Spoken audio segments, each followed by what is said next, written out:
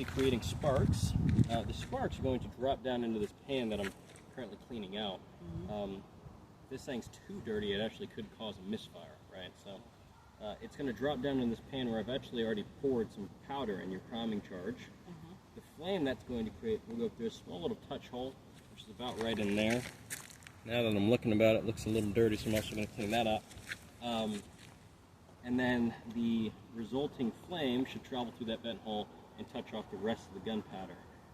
Now, should is a very key word there. There's about a trillion different reasons as to why this thing could misfire, which is why you're not relying on one of these guns. In movies and documentaries depicting this time period, you see dozens, hundreds of guys kind of lined up, shoulder to shoulder, right? So you're packing close together, and it begs the question, what are you doing? You're on an active battlefield, and you're standing close to each other. What are you doing? That is one of the better ways to fight with a gun like this, unfortunately, right? It allows you to cover for each other when necessary. When you fire, you're firing in clumps large enough that you're guaranteed to cause some damage, at the very least. Now, a very real possibility is you load up 50 of these guns, aim towards a large group of soldiers, you fire, and you only take out 5 people. It's a very real scenario, right? You're not satisfied with that. You loaded 50 guns to take out 5 guys. So you load up and try to fire again, now you just took out 20. It's a lot better. Fire again, now you're back down to 3. That number of people you injure or kill will jump up and down constantly, right? To the point where it's effective, ineffective, blah, blah, blah. What remains constant is that for whoever's not being injured or killed, you're scaring at the very least. Because they're standing amongst the dead and injured. They're going to look at the guy who was once standing right next to him. Now he's on the ground, and the gears are going to start turning. These guys will realize, hey, I got lucky that volley. The next time or the time after that, maybe I'm not so lucky. Maybe I'm in that situation. These guys are constantly going to be thinking about something like that on these battlefields, to the point where they get so scared, they're going to start creating some mistakes. Thus, weapons going to misfire, their weapons malfunctioning, they're going to get even more scared, hopefully to the point where all that culminates, they go running off that battlefield. They're running away, they're no longer doing what? Fighting. No longer fighting, shooting, right? Which means it's one less person that's shooting at you. That's kind of the logic here, right? You're taking out a handful of people, but you're scaring the rest. What you're hoping to do is take out enough guys that whoever's still standing there runs off that field. Now, to do something like that, you need to constantly shoot at them. And that is one of the biggest issues with weaponry in the 18th century is firing, right? You fire this thing, a cannon or a rifle, you have to spend a decent length of time for the latter two actually loading up the weapons. This musket, if you're well trained, should only take you about 15, 20 seconds, right? That's still 15 to 20 seconds where everybody fired, you're all reloading. No one is shooting, no one is scaring the enemy at this point. One of the reasons why they're standing as close-knit as they would be, one, it kind of consolidates fire, so 50 shots rather than one here, one there, right? It also allows you to take turns. Very weird, we're taking you right back to grade school, right? You're taking turns on a battlefield.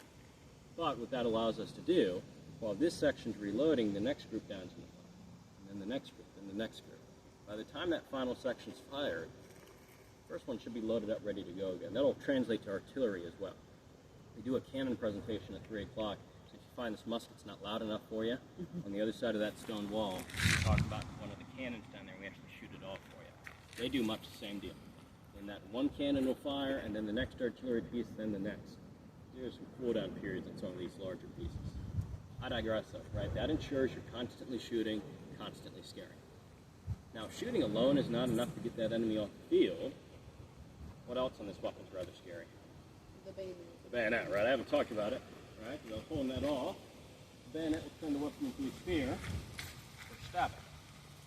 Very important to note, these guys will realize they go charging down that field, they get close enough that they can stab. That means that they're close enough that the enemy can do what to them? Stab them right on back. These battles are not going to start with bayonet charge. When you do said bayonet charge, it's not with the intention of continuing that battle. Emotions might be running high, those guys have been shooting at you, you probably do want to stab them. The main purpose of that bayonet charge is to simply drive your enemy off that field. They're running, they're losers, you push them off the field, you're winners. That's how a lot of these engagements play out. Now to get you there, we have to go through the loading process. I'm going to demonstrate the combat mode. This is what's expected of you on the battlefield.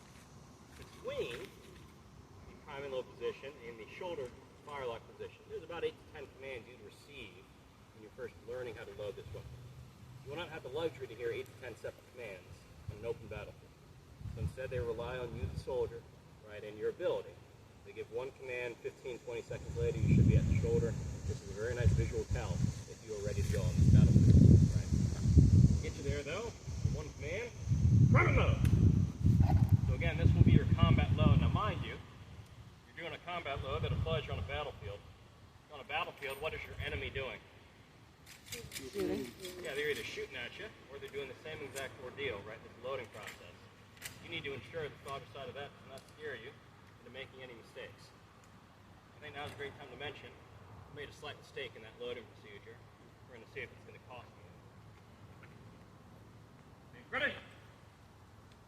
Okay. Fire! Wow. Didn't cost me too much. So, that mistake I mentioned, weapon still fired. If you're doing this properly, you open it up with your mouth, right? You pour a little bit of powder into this pan. Up here, when you're sending everything down the barrel, proper loading procedure is you dump the powder first, and then you drop the paper and the musket ball down the barrel. I accidentally lost my grip here. As I was dumping the powder, the entire cartridge just fell out. What I was actually concerned with is the paper would cause a blockage at the vent hole where the flame travels into, creating what's referred to as a flash in the pan. Powder in the pan ignites, but the charge inside does not. So, the weapon still went off, as you heard, and as you saw. I did get my little pinky, though, so we'll cry about that in a minute here. But in the event where your weapon does fire, you are expected to go through that process over and over and over again. So either you get pushed off the field or you manage to push your enemy off.